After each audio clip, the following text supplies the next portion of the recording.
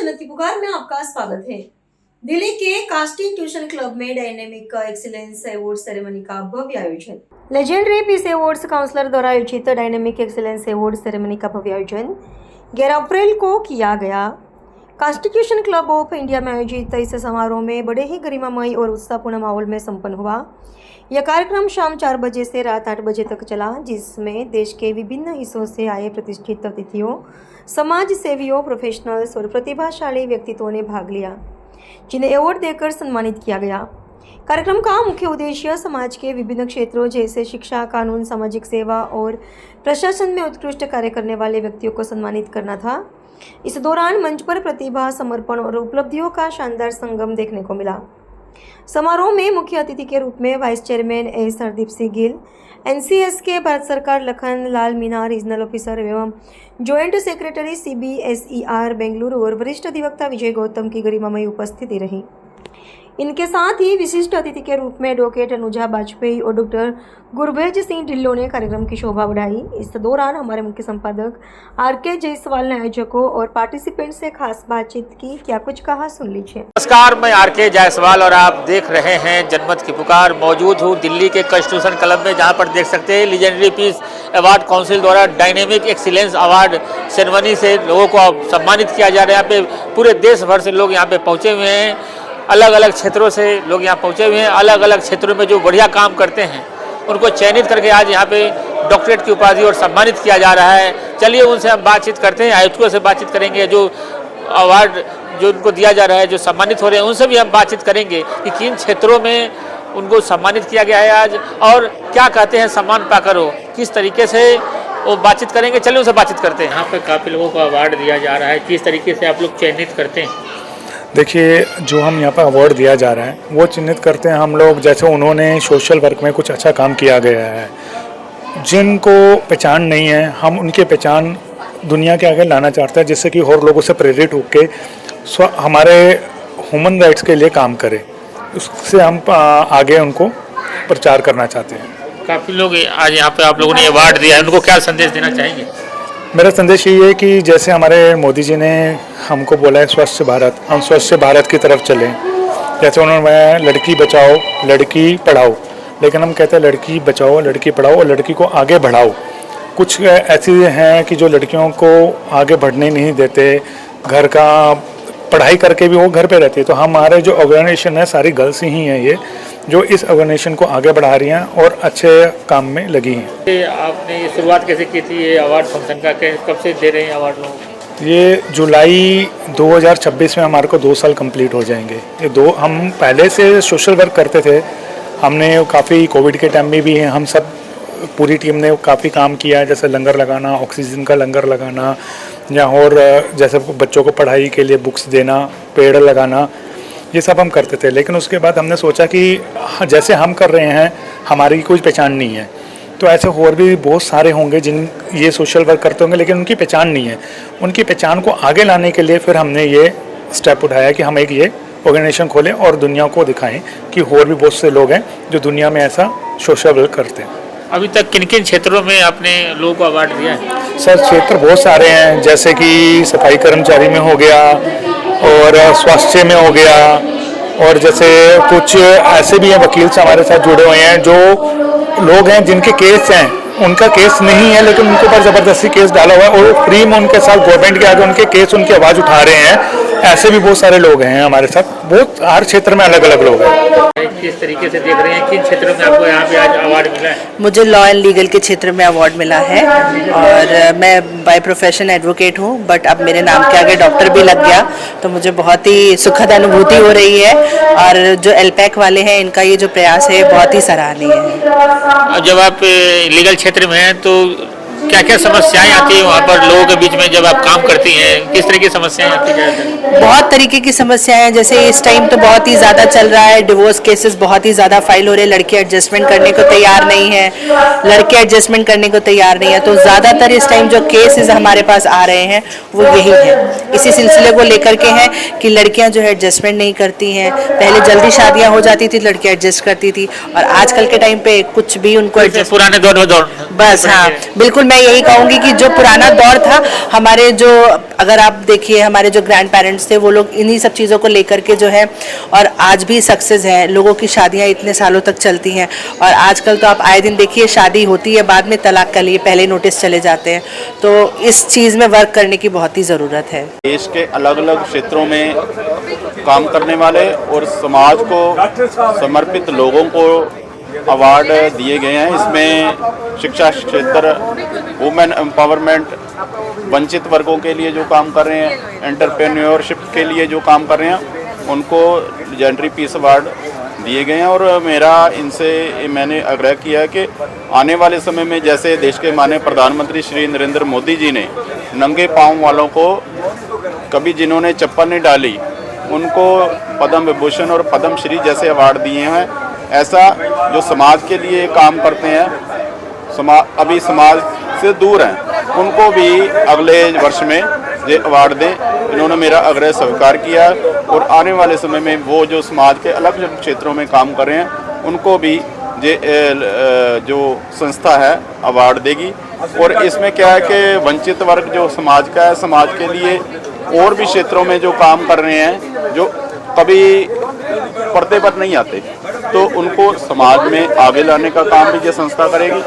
और संस्था को ये भी निवेदन किया है कि जैसे समाज का एक वर्ग ये भी है जो कभी समाचार पत्र में नहीं छपता, टीवी पर नहीं आता, उसको भी जैसे नरेंद्र मोदी जी ने, देश के प्रधानमंत्री जी ने पर्दे पर लाए हैं, इनको भी पर्दे पर लाएं और वो लोग सम्मानित हो जिन्होंने वाकई समाज के लिए कुछ ना कुछ समाज को दिया है, समाज के किसी क्षेत्र में काम किया है, किसी संस्था में काम किया है, उनको समाज की तरफ से सम्मानित करना हम सभी का फर्ज है, हम सभी की ड्यूटी है।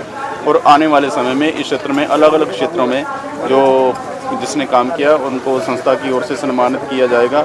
और मेरा इनसे ये भी आग्रह किया गया है, और डॉक्टर BR अम्बेडकर की हम जयंती मना रहे हैं, संविधान निर्माता है, मैंने ये भी कहा कि जिन्होंने संविधान के लिए, देश के लिए अच्छा काम किया, उनको भी सम्मानित करना संस्था की ओर से अच्छा मैसेज जाएगा। इसलिए इन्होंने कहा कि आगे आने वाले समय में, अगले वर्ष में ये ऐसा काम करेंगे जिसमें डॉक्टर BR अम्बेडकर साहब की विचारधारा को आगे बढ़ाने के लिए जिन लोगों ने काम किया, उनको भी इनकी तरफ से आगे बढ़ाया जाए। सरकार की तरफ से क्या योजना है सर, ये कि ऐसे जो अवार्ड फंक्शन, सेरेमनी, जो लेजेंडरी पीस अवार्ड फंक्शन जैसे करते हैं, वो और आगे बढ़े, क्या योजना है सर इसके लिए? सरकार का सोशल जस्टिस और एम्पावरमेंट डिपार्टमेंट समाज के जो शोषित वर्ग हैं, जो समाज, उनको वो प्रोत्साहित करता रहता है। और ऐसे जो फंक्शन करवाने के लिए सरकार इनको आर्थिक सहायता भी देती है, लेकिन वो प्रोसीजर है, प्रोसीजर अडॉप्ट करने के बाद ही सरकार जो आर्थिक सहायता के रूप में इनको प्रोत्साहित करती है। सरकार का अगला कदम क्या रहेगा सर इनके लिए? ऐसे जो NGOs हैं उनके लिए क्या कदम रहेगा सरकार का? जो NGO इस क्षेत्र में समाज सुधार में, समाज को आगे बढ़ाने के लिए, समाज के उन लोगों को आगे लगाने के लिए काम कर रहा है, वो समय समय पर सरकार का सोशल जस्टिस डिपार्टमेंट और वीमेन एम्पावरमेंट डिपार्टमेंट वो समय समय पर स्कीमें लॉन्च करता है। और ये लोग उन स्कीमों का फ़ायदा भी उठा सकते हैं, एक प्रक्रिया उसको अडॉप्ट करने के बाद। सरकार की तरफ से क्या मदद रहेगी सर? सरकार जो भी ये हमारे सोशल जस्टिस और एम्पावरमेंट डिपार्टमेंट है, उससे जो भी ये मांग पत्र देंगे, जो भी डिमांड करेंगे, हम उसको सरकार से पूरा करवाने के लिए हर संभव प्रयत्न करेंगे। जयपुर से पहुंचे हुए हैं, म्यूजिक के क्षेत्र में इनको आज यहाँ पे सम्मानित किया गया, अवार्ड दिया गया है। कैसा अनुभव कर रहे हैं, किन क्षेत्र में? बहुत अच्छा अनुभव कर रहा हूँ, और मुझे जिस क्षेत्र में दिया गया है वो इंडियन क्लासिकल वोकल और म्यूजिक डायरेक्टर के उसमें हमें दिया गया है। इस तरीके से आप समाज में सेवा कर रहे हैं आप लोग? मैं as a music production, music composer और सिखाने के भी क्षेत्र में मैं बच्चों को, बहुत से कई बच्चे, गरीब बच्चे भी हैं जिनको हम सिखा रहे हैं, उनको तैयार कर रहे हैं। क्या कुछ कहेंगे इस अवसर पर अपने बच्चों के लिए? मैं चाहूँगा कि कहना चाहूँगा कि ये जो अवार्ड मुझे मिला है, ये मेरे बच्चों को है, मिलता है, जाता है, क्योंकि उन्हीं के बदौलत, उन्हीं के सहयोग से, उनके प्रेम और उनके सीखने के द्वारा मैं कुछ गुनगुना कर अगर हमारे, मैं सोचा हूँ शोर होगा, क्या गुनगुना। ये मैं मेरे गुरु को डेडिकेट करता हूँ। ये सॉन्ग तुम थे तो शाम में एक दीवान गे से थे, रात की खामोशी में, रात की खामोशी में धड़कनों की आवाज़ से थी, तुम थे तो शाम में एक दीवान गे से थे। जयशंकर राय नाम है, मैं उदयपुर राजस्थान से आया हूँ। किस क्षेत्र में आपको यहाँ पे सम्मानित किया गया, अवार्ड दिया गया? बिजनेस एक्सीलेंट अवार्ड मुझे मिला हुआ है। जो कंस्ट्रक्शन का काम करता हूँ मैं, होटल का भी काम करता हूँ और खुद की इंडस्ट्री भी है और चैनल का भी काम है मेरा। कितने खुश है आज आपको यहाँ पे? बहुत अच्छा लग रहा है। और मैं international human rights crime council का नेशनल प्रेसिडेंट भी हूँ और साथ साथ सामाजिक कार्यों से भी जुड़ा हुआ हूँ। मेरी खुद की NGO है। ये जो उपाधि या जो भी अवार्ड मिला है उसको पाकर बहुत मैं प्रफुल्लित हूँ और मैं अवार्ड फंक्शन के जो संचालक हैं उनको बहुत बहुत धन्यवाद देता हूँ जो मुझे इस सम्मान से सम्मानित किया। मैं पुणे से आया हूँ। मुझे ये लेजेंडरी पीस कीपिंग अवार्ड ने मुझे जो सम्मानित किया है डॉक्टरेट डिग्री के लिए, उसके लिए मैं लेजेंडरी पीस कीपिंग अवार्ड का तहे दिल से धन्यवाद करता हूँ। और मुझे ये बिजनेस लीडरशिप के इसमें अवार्ड मिला है। जो मैंने बिजनेस स्टार्ट किया है बीच में, US में मेरा कंपनी है रुदा ब्लेस कॉस्मेटिक प्राइवेट लिमिटेड, और वही अभी इंडिया में भी हमने स्टार्ट किया है कॉस्मेटिक्स के फील्ड में। उसके वजह से उन्होंने मुझे सम्मानित किया, उसके लिए तहे दिल से धन्यवाद। अवार्ड मिला है आज? मुझे एजुकेशन क्षेत्र में अवार्ड मिला है।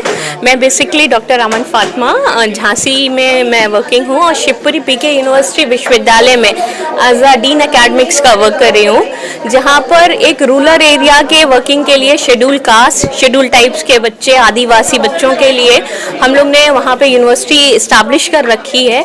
हमारे जो इस्टेब्लिशमेंट के जो चांसलर हैं वो एक PK ग्रुप ऑफ इंस्टीट्यूशन से हैं और मथुरा के डॉक्टर जगदीश प्रसाद शर्मा जी, और उसमें एडमिनिस्ट्रेशन जो हमारे ऑलरेडी डॉक्टर JK मिश्रा वहाँ पे वर्किंग कर रहे हैं एज अ डायरेक्टर एग्जीक्यूटिव उस पर। और मैं वहाँ पर एज अ डीन एकेडमिक्स पे वर्क कर रही हूँ, जिसमें हमारा 11 फैकल्टी जो रनिंग है हमारी एजुकेशन फील्ड में, फार्मेसी हो गया, चाहे एग्रीकल्चर का क्षेत्र हो गया आपका, चाहे हॉस्पिटल एडमिनिस्ट्रेशन का क्षेत्र हो गया, वो सारी उस पर हम लोग वर्किंग कर रहे हैं। और निःशुल्क लीगल कैंप्स वगैरह लॉ के उनको हम प्रोवाइड करते हैं, और जो हॉस्पिटल के थ्रू जो वहाँ के लोकल एरियाज़ हैं, बहुत सारे गांव, उसमें डिस्ट्रीब्यूशन रूरल एरियाज़ पे हम लोग वर्किंग ऑलरेडी उसका कर रहे हैं, जो अब 12 साल में हमारी ग्रूम अप यूनिवर्सिटीज़ ऊपर आ चुकी है। और हम लोग ने बहुत ही स्टार्टिंग से वहाँ पर इनिशियल 14 ईयर्स हो गया मुझे वहाँ पे वर्किंग करते हुए, और इसी क्षेत्र के उस पे हम लोग, और मैं आज बहुत ही धन्यवाद बोलना चाहूँगी। Thank you almighty also and this legendary piece council के थ्रू एक नई पहचान, एक नया हमें आगे मोटिवेशन और आगे कंटिन्यू काम को आगे कंटिन्यू करने का एक पॉजिटिव एटीट्यूड मिलता है, जिसकी वजह से हम आगे बढ़ सकते हैं एक नई सोच के साथ, एक नई सुबह के साथ। Thank you so much. अगर आपने हमारा अभी तक चैनल सब्सक्राइब नहीं किया है तो कृपया चैनल सब्सक्राइब कर लें, लाइक करें, शेयर करें, कमेंट करें। तो मिलते हैं फिर किसी और खबरों के साथ। नमस्कार।